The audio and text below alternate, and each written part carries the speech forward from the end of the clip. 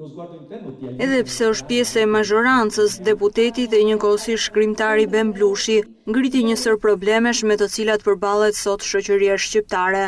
Duke analizuar rezistencën e popullit shqiptar ndër vite, në fjalën e mbajtur në Festivalin Ndërkombëtar të Letërsisë në Tiranë, Blushi u shpreh se tashmë po përballemi me një sër sfidash si korrupsioni, emigracioni dhe brutaliteti.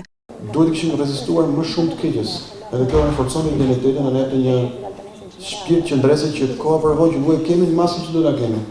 Mendoj që jemi i popull sot që flasim sot, që po i qëndrojmë se ç'duhet varfërisë, korrupsionit, brutalitetit, padrejtësisë, pabarazisë, integrimit, polarizimit, emigracionit,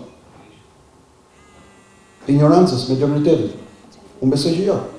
Me që rezistenca ishte e dobët komunistit më i fortë që Dhe nëse ka i popull në Evropë që ka arsye të pëlqejë mos e pëlqejnë shumë gjëra jemi ne. Se nuk vjen as i popull siç vjen ne.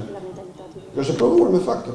Ndër të tjera, Blushi ngriti si shqetësime dhe largimin në masë të shqiptarëve në emigrim gjatë kohëve të fundit. Kjo është e papranueshme sepse nëse 40.000 veta ikin për 6 muaj, do thotë qytet sa Pogradesit tekstualisht kanë thënë, me masë të Pogradesit mos ekzistojë.